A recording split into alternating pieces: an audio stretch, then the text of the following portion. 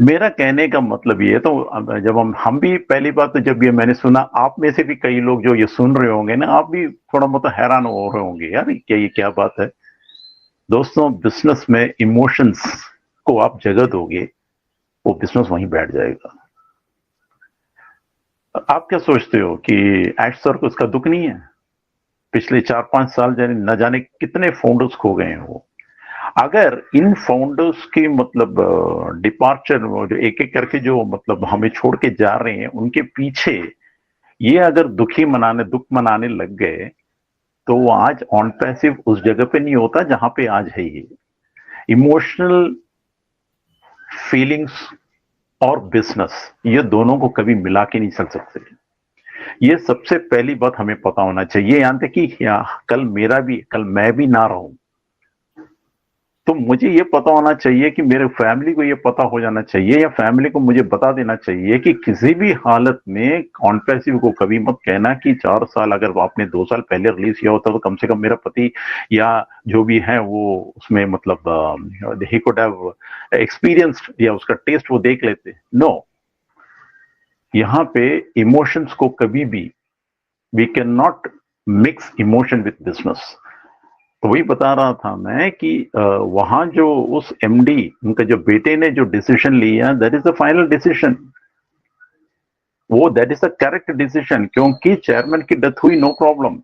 Chairman की death हुई, उनके घर वाले हैं उसको, उस डेथ को उसको मॉन करने वाले हैं वहां पे, ना कि जो एग्जीक्यूटिव्स हैं, इनको वहां जाने की कोई जरूरत नहीं थी। तो सिमिलरली ये जो एक ऐसा ऐसा एक सब्जेक्ट है जिसके पीछे काफी इमोशनल है। तो हमें क्या है कि हमारे हमारे नीचे, हमारे डाउनलाइन में काफी लोग हमें छोड़ के गए हैं, हमें उस बात का दुखी है। लेकिन हमें उनके फैमिलीज को ये बताना है कि वो गए, लेकिन वो क्या छोड़ के गए हैं। उन्होंने उनकी फैमिली की नींव नींव बना के गए हैं। उनकी आने वाली पीढ़ियां, उनके लिए भी इन्होंने रास्ता खोल के गए हैं। एंड मेरी तरफ से मैं यही बताना चाहता हूं कि एश्वर को अपना टाइम लेने दीजिए। He is working on that, he is working on that. वो जल्दबाजी, क्योंकि जितना पेशेंस हम में, उससे कहीं ज्यादा पेशेंस उनमें है। उनको पेशेंस चाहिए, he should have that patience. क्योंकि पेशेंस, जल्दबाजी में अगर कुछ करोगे तो हो सकता है कि 6 महीने 7 महीने बाद ये दोबारा, जैसे बाकी सब कंपनीज बंद होके चले जाते हैं ना, उस तरह चले जाएगा ये। आप क्या चाहते हैं कि ये कंपनी जनरेशन चले या 1-2 साल चले? हमें ये डिसाइड करना है। अगर हमें ये जनरेशन से जनरेशन चले, तो हमें इस बात के बारे में पता होना चाहिए कि ये जनरेशन चलना चाहिए। क्योंकि हमने जो बोया है ना, तो बीज मतलब बोने का मतलब, हमने जो फाउंडरशिप लिया है, इसका जो मेन हकदार है, या इसको जो मेन जो एंजॉय करने वाले हैं, हमारे आने वाली पीढ़ी है। 50 साल, 100 साल, 200 साल, 300 साल के बाद भी एक नाम हमेशा याद रहेगा हमारे पूरे खानदान में, वो उस आदमी का जिसने वो फाउंडरशिप लिया था। और क्या चाहिए? दैट इज, कई लोगों के मतलब हमारे आने वाली पीढ़ियों के, हमारे आने वाले डाउनलाइनर्स, उन सबके जुबान में हम हमेशा अमर रहेंगे। एंड हम जितना साल जिएंगे, हमारे जुबान में एश सर हमेशा हमारा मतलब एश सर रहेंगे हमारे साथ। तो हमें उनके साथ चलना है। तो इमोशंस को हटाइए, बिजनेस को आगे लेके जाना है, तो उसके हिसाब से हमें आगे चलना है। तो यही चीज हमें जो छोड़ के गए, उनके फैमिली को बताना है, उनको कन्विंस करना है। नो डाउट, वो जो दुख जो है, दैट इज जो सेपरेशन है, वो कभी रिप्लेस नहीं कर सकते। उन्होंने जो खोया है वो कभी रिप्लेस नहीं कर सकते।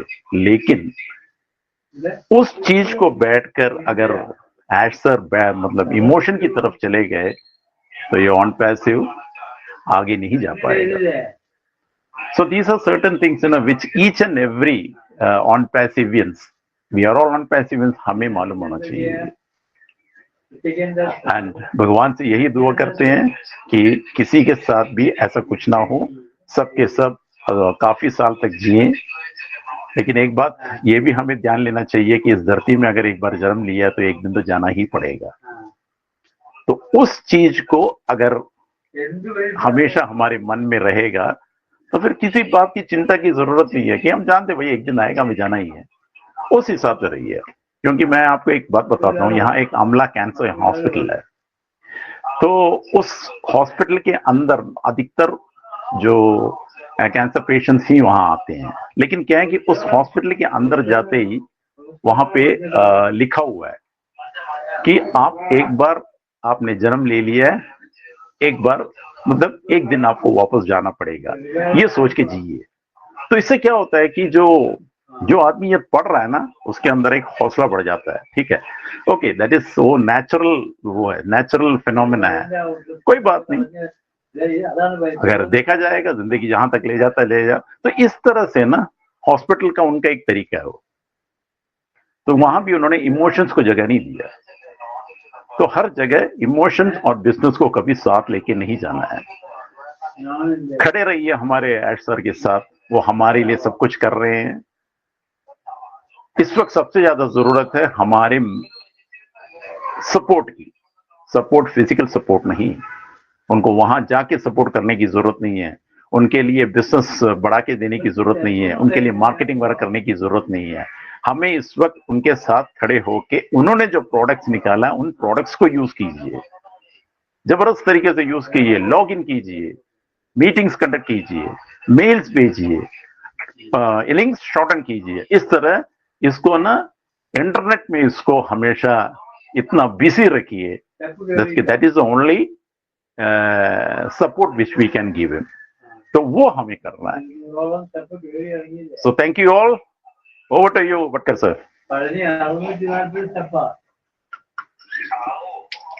भटकर सर।